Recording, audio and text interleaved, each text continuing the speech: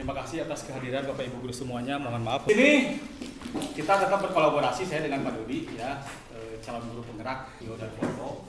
Nah di sini nanti yang akan kita sampaikan adalah tentang bagaimana sih mengidentifikasi aset-aset yang ada di sekolah, kemudian dari situ baru dikembangkan menjadi sebuah program di mana program ini yang bisa berdampak positif pada murid. Jadi kalau berdasarkan teori ini, berdasarkan teori dari guru penggerak, semua yang kita lakukan, terutama proses pembelajaran itu adalah harus berdasarkan kepentingan murid.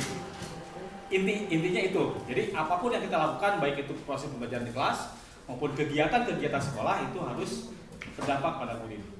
Ya, nah itu inti yang akan kita sampaikan di kesempatan hari ini. Nah, untuk mengawali kegiatan hari ini ada Pak Kepala, kami persilakan. Ya, terima kasih Pak Arif. Assalamualaikum warahmatullahi wabarakatuh. Waalaikumsalam warahmatullahi wabarakatuh. Angkatan 8 itu punya saya. Angkatan 8 itu kita tidak ada daftar ya untuk guru penggerak. Nah di sini ada suatu program yaitu identifikasi aset sekolah. Jadi memanfaatkan aset sekolah untuk kegiatan pembelajaran. Dan alhamdulillah kita mungkin selain aset lapangan yang sudah kita miliki, kita juga alhamdulillah kemarin kita dapat bantuan ini, alat ini, kami sudah meminta ke Wakasek Kurikulum untuk membuat jadwal penggunaan. Silakan Bapak Ibu pakailah alat ini gitu kan, pergunakan alat ini untuk PBM gitu. Kemarin mungkin ada sudah beberapa yang memakai. Ini tidak harus untuk guru IPA dan matematika, bahasa Inggris, semua mata pelajaran gitu kan, untuk dipakai silakan. Juga nanti ada kegiatan di sini penyusunan program dari penggunaan aset ini yang sifatnya itu untuk pelaksanaan proses belajar mengajar. Jadi untuk kegiatan siswa gitu kan, semuanya dilakukan. Soalnya setelah saya baca dan pelajari bahwa memang kegiatan guru penggerak ini bukan bertitik pangkal atau fokus kepada PBM, tapi di sana juga ada manajemen sekolahnya, kegiatan-kegiatan. Bahkan kemarin kami diberikan angket oleh Pak Arif dan Pak Dudi untuk memberikan penilaian, ada komunikasi dengan orang tua, ada kegiatan yang harus disampaikan antara guru penggerak dengan pihak orang tua, baik itu komite maupun orang tua siswa langsung. Dan ini mungkin saya berikan komentar di sana Pak Arif, Pak Dudi juga mohon ditindaklanjuti lah gitu. Minimal ada berapa orang lah orang tua yang dipanggil atau mau komite atau apa. Nah itu Bapak Ibu sekalian. Berikutnya Bapak Ibu sekalian, sesuai dengan instruksi dari Kemendikbud, Ristek ya, dan dari Dinas, bahwa kita itu kan seharusnya kemarin 2023 itu sudah implementasi kurikulum merdeka. Tapi waktu itu kita belum siap. Kalau sekarang kita mau tidak mau untuk 2023-2024 itu kita harus melaksanakan IKM. Dan memang kami sudah mendaftarkan diri sebagai IKM. Hanya kita mengambil kadar yang paling rendah. Jadi sekarang ada 3 tahapan. Kita mengambil mandiri belajar. Itu kan ada mandiri berubah, ada mandiri berbagi. Kalau yang lain yang tahun kemarin sudah mulai, mungkin sekarang sudah mandiri berubah kan? Atau seperti SMP 1 Subang itu kemarin sudah mandiri berbagi. Bahkan kita juga sebenarnya bisa mengambil mandiri berubah, tapi kita kan belum mengenal gitu kan. Jadi kita ambil dulu yang paling benar itu mandiri belajar. Maka untuk itu Bapak Ibu sekalian, kami merencanakan adanya IHT di awal tahun kemarin itu, dan ini IHT ini merupakan program juga dari calon guru penggerak, yaitu termasuk program kegiatan Pak Arif dengan Pak Dudi. Hanya berhubung kemarin kita terbentur dengan dana, karena kemarin kan kita baru cair akhir Februari ya. Bos itu baru cair Februari, bahkan ada sekolah sampai hari ini yang belum salur, yang belum bisa memakai bos karena memang belum masuk ke rekening sekolahnya. Dan insya Allah kami sudah dulu waktu itu ke Parip juga, Parip kapan kita mau ya? Dan waktu itu katanya Pak awal Maret saja, karena sekarang kita awal Maret sudah terlalu, kebetulan kita Februari atau awal Maret ini kita ada kegiatan menjelang bulan suci Ramadan gitu ya. Dan kebetulan Bapak Ibu liburnya itu tidak sesuai kalender pendidikan. Kalau di kalender pendidikan itu kita mulai libur tanggal 22 Maret ya. Tanggal 22 Maret mulai libur. Itu ada 22, 23, 24 libur awal sahur, awal Ramadan. Tapi kemarin hasil rapat di komisariat ternyata kita itu mulai libur awal Ramadan itu tanggal 21. Jadi kita punya 1 hari lagi yang efektif, yaitu hari Senin. Juga masuknya kalau di kalender pendidikan itu tanggal 27 Maret.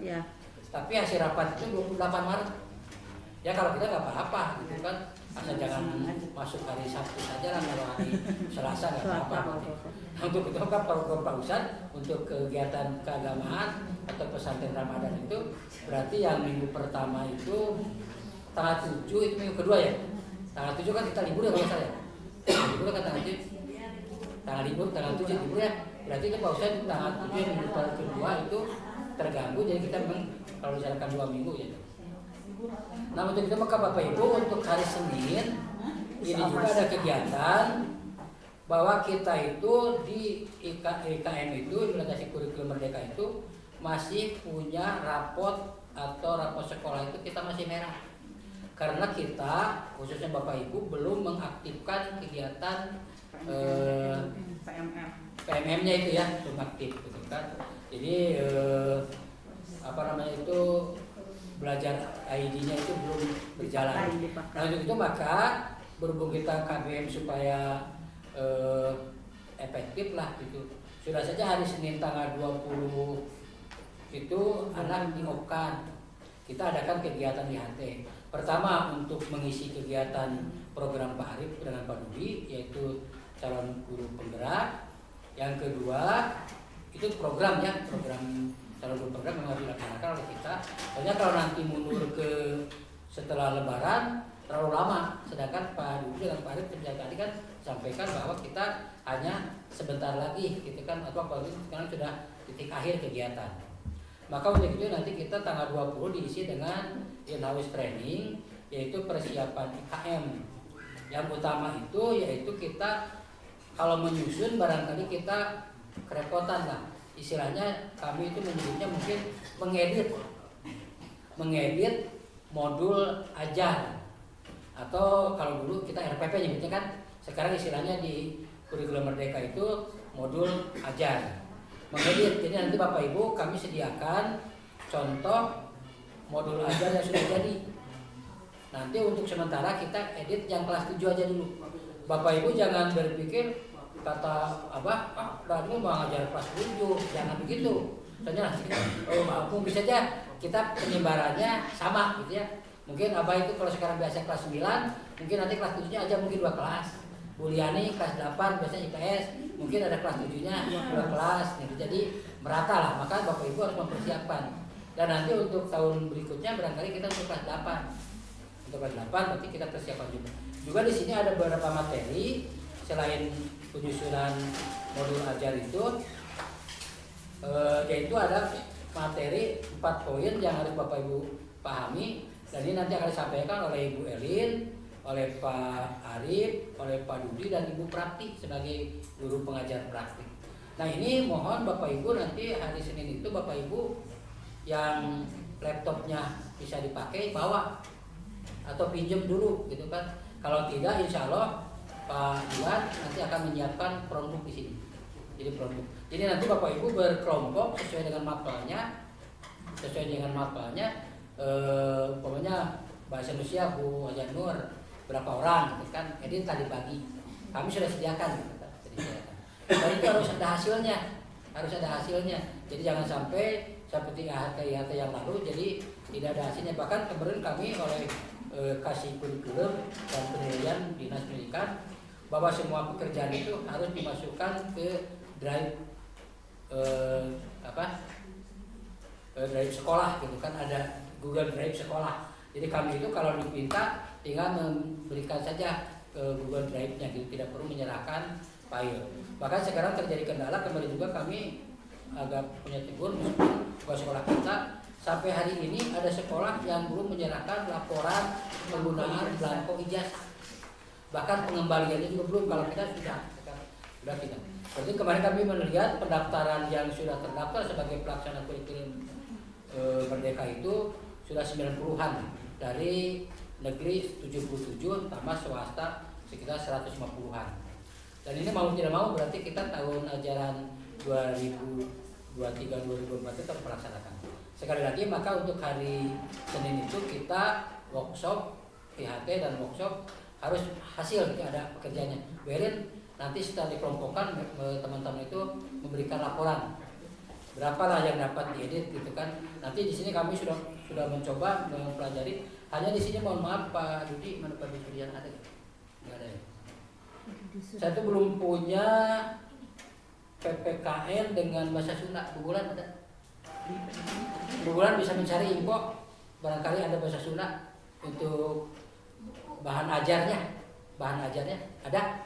Ya, ada? Ya alhamdulillah. Di sini kami sudah punya itu baru 9 mapel untuk PPKN dan bahasa Sunda belum dapat gitu. Dan bahasa Sunda Bu Bulan ada, tinggal PPKN.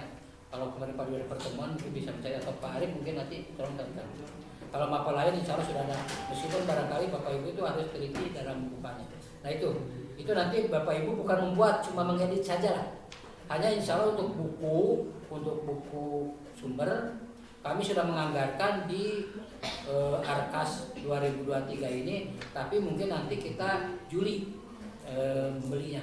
Sekarang belum beli bukunya. Nah mungkin juga barang Bapak Ibu kalau butuh mungkin bisa Ibu hanya sementara mendownload aja dulu dari internet. Dan ini sekali lagi bahwa kita hari Senin itu anak di Opkan Pak Dudi ya, mungkin besok anak dia bisa diberitahu. Anak berarti terakhir. Dan kita hari Senin kegiatan di IHT, dan hari Selasa kita sudah istilah sepuh mana Mbah meureut naon. Mepetnya, Ustaz mepet tahu istilah mepetnya. Soalnya aya teh saung rebok. Muhammadiyah kan kumis. Mepet ya berarti ya. Berarti kita mudah-mudahan sampai kepada bulan Ramadan tahun 1444 ya. Nah itu Bapak Ibu yang perlu kami sampaikan. Saya lagi mohon kehadirannya pada hari Senin dan mempersiapkan diri. Kita jangan terlalu siang, kalau bisa jam 7:30 sudah mulai. Soalnya Bapak Ibu kan ada pekerjaan itu mengedit bahan modul ajar. Dan nanti mungkin Bu Yuni dengan teman-teman sudah merencanakan bahwa kita munggahannya akan di Cimanggu katanya. Akan di Cisalak gitu ya. Di Cimanggu Cisalak. Nah, mudah-mudahan itu kita bisa melaksanakan pada hari Senin.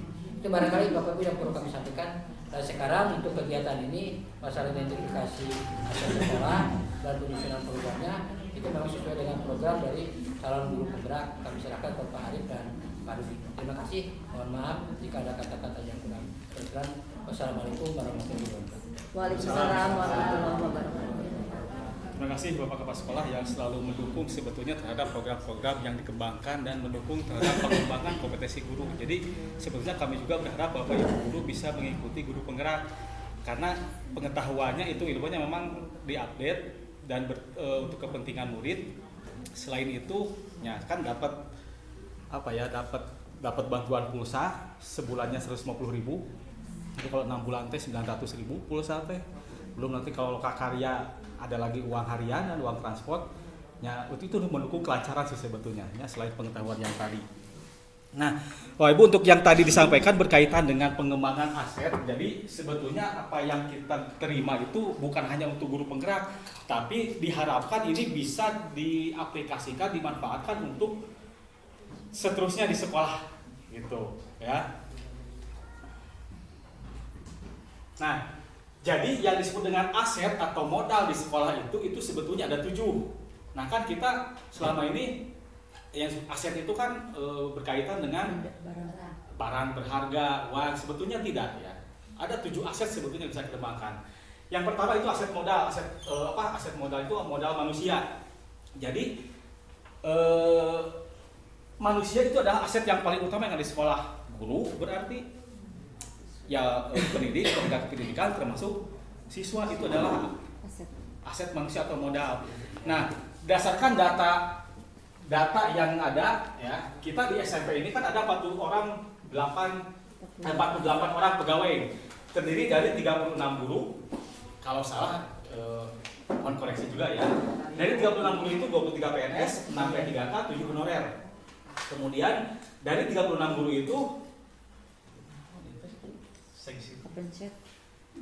7 itu pendidikannya S2, 29 S1, kemudian kita punya staf TU sebanyak 12 orang. Nah, di 12 orang itu 4 PNS, 8 honorer. Dari 12 orang itu 3 sarjana dan 9 SMA, dan kita punya 730 siswa. Ini aset manusia. Nah, di sini ini sengaja sudah diisi supaya nggak terlalu lama. Hanya kalau ada yang kurang silakan Pak Ibu menambahkan. Gitu kan, jadi tidak dikosongkan. Jadi tidak mikir barengan lah. Nah, silakan di sini jika ada tambahan kira-kira apa lagi asetnya yang perlu dikembangkan. Kan kita punya modal nih sejumlah ini. Nah, ini sekian orang ini kita bisa manfaatkan untuk apa? Guru-guru yang punya kompetensi tersebut, ya, itu kan bisa dijadikan narasumber baik di tingkat kecamatan, kabupaten, daerah maupun nasional. Kemudian dari sekian orang guru juga kan ada yang menjadi pengurus baik di tingkat kecamatan, kabupaten, provinsi maupun nasional. Misalkan kayak MGMP, PGRI, Pramuka, Organaga itu kan dari rekan-rekan guru kita kan itu terlibat ya. Ada mama. Kemudian dari situ kan ada juga yang menjadi perwakilan ketika ada perlombaan, kayak kemarin Bu Yudi kan lomba di tingkat kabupaten.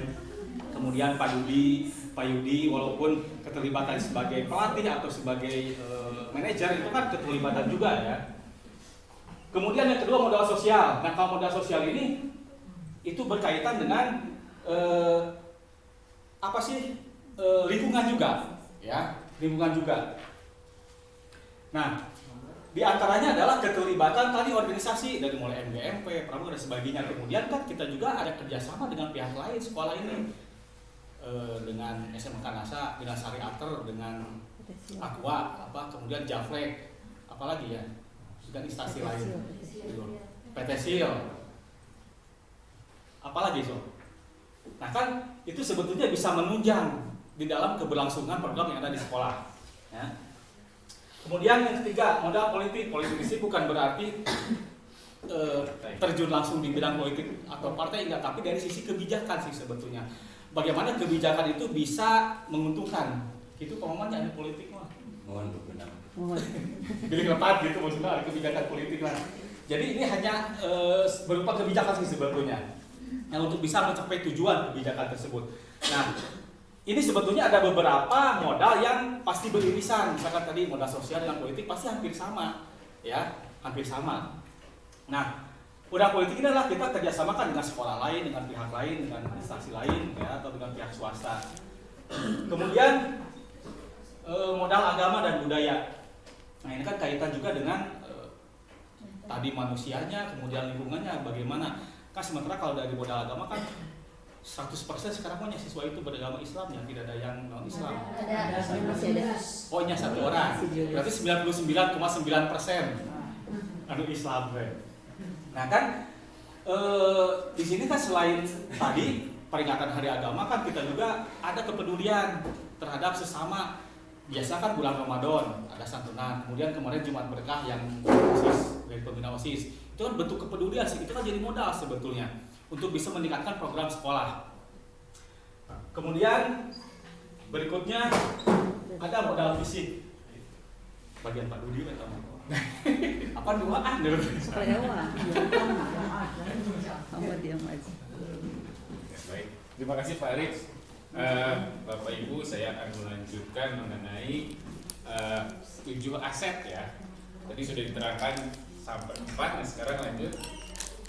Yang kelima itu modal fisik.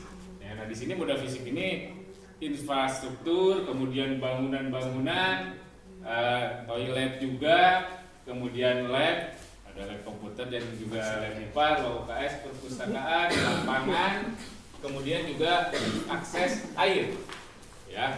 Nah, untuk pemanfaatannya itu adalah sama Bu. Pada ujungnya itu untuk mengoptimalisasikan proses pembelajaran. Ya, kemudian yang keenam, modal lingkungan alam. Di sini alhamdulillah sekolah kita memiliki lahan yang luas, kemudian karena terletak di pegunungan, udaranya bersih, kemudian masih banyak perkebunan, taman, pepohonan, dan juga satu keuntungan juga kita berada di daerah wisata. Nah, untuk pemanfaatannya sama ya, pada ujungnya untuk kemajuan sekolah. Sini mengoptimalisasikan proses pembelajaran melalui suasana yang tenang dan nyaman dengan kondisi lingkungan kita. Kemudian juga untuk daerah wisatanya bisa untuk percepatan ekonomi di daerah wisata.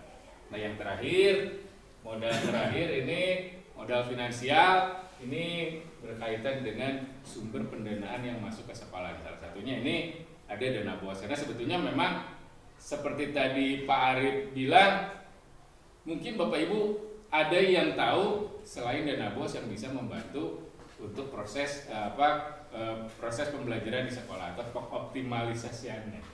Nah, di sini strategi penggunaannya ini untuk operasional satuan pendidikan. Jadi dari ketujuh modal atau aset ini pada ujungnya adalah untuk meningkatkan kualitas pendidikan di lingkungan sekolah kita. Itu mungkin yang bisa saya sampaikan. Saya kembalikan lagi kepada Pak Arif. Nah gitu Bapak Ibu, jadi sebetulnya silakan jika ada mau disampaikan berkaitan 7 modal tadi. Jadi kedepannya ketika kita akan berbicara masalah sekolah, kita lihat 7 modal ini sih sebetulnya bukan hanya modal manusia atau sarana, tapi ternyata ada modal-modal lain yang bisa kita identifikasi. Maka bila ada masukan yang terlewat dari ketujuh modal ini, silakan. Mungkin Pak Maman Ada. Iya.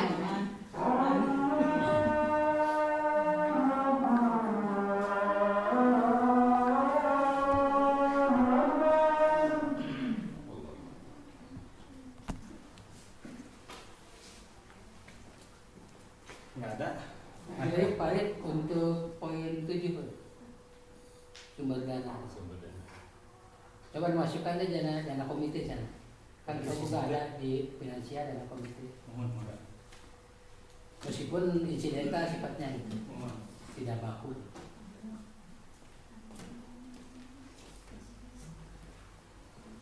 Karena yang kita tahu memang selama ini baru dana BOS saja ya.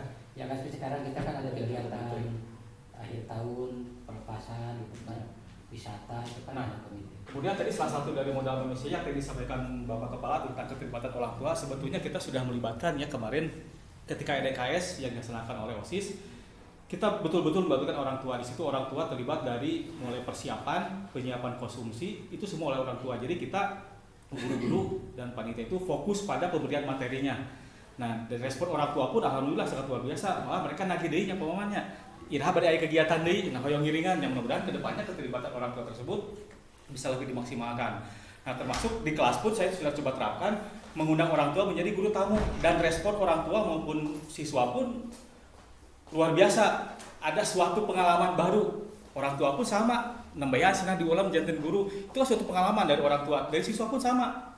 Mereka dapat pengetahuan yang tidak ada di pelajaran, yang tidak biasa diberikan di sekolah. Nah, itu kan itu keterlibatan orang tua di dalam program yang ada di sekolah.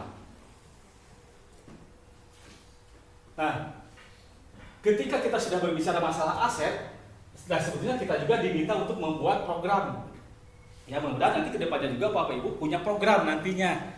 Ya, nah program ini sebetulnya bisa dikembangkan dari kegiatan intrakurikuler pelajaran, bisa kegiatan kokurikuler, bisa juga kegiatan ekstrakurikuler.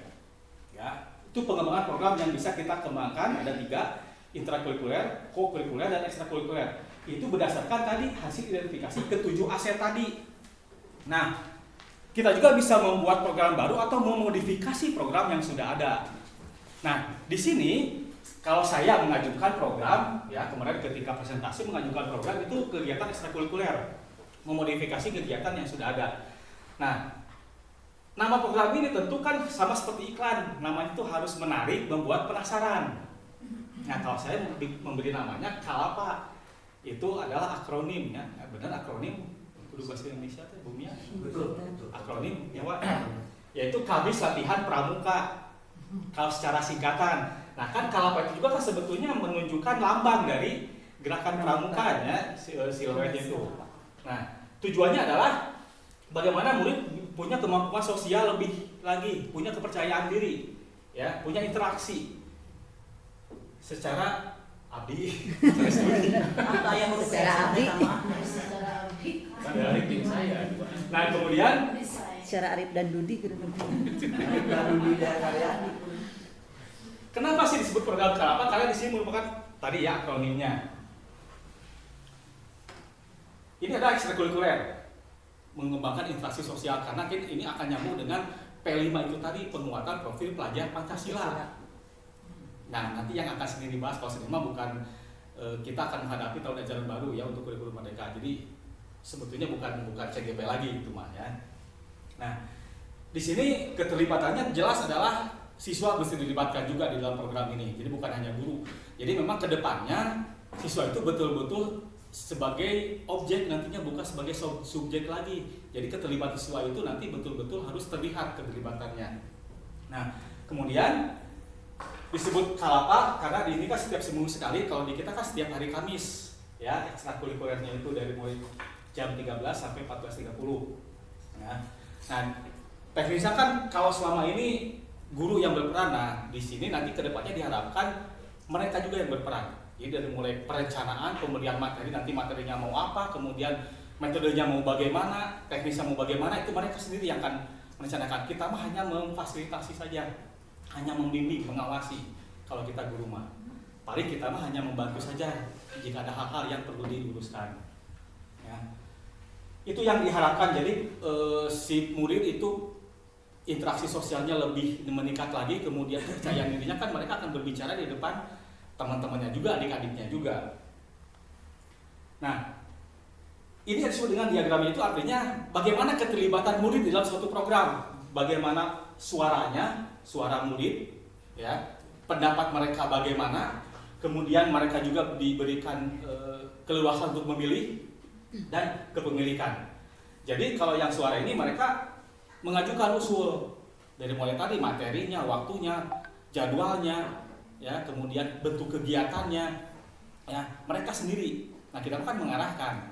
Nah kalau untuk yang pilihan tadi, setelah mereka mengajukan ide usul, mereka kan bisa memilih ini bagusnya begini, bagusnya begitu. Nah dari situ kan akan timbul merasa memiliki. Kalau merasa memiliki kan akan timbul juga tanggung jawab, akan timbul semangat untuk melaksanakan program tersebut. Ini keterlibatan murid dalam suatu program yang kita rencanakan. Jadi kesimpulannya adalah program Kalapa ini program ekstrakurikuler ya, setiap hari Kamis latihan pramuka untuk bisa mengembangkan interaksi mereka dengan sesama ya, interaksi sosialnya, kemudian bagaimana kerjasamanya, kemandiriannya juga diharapkan bisa timbul ya, yang dilaksanakan selama 1 minggu 1 kali. Ini program. Nah mudah-mudahan dari Bapak Ibu ada masukan atau ada ide baru untuk program yang bisa dikembangkan untuk murid, yang bisa berdampak pada murid. Itu dari saya mah.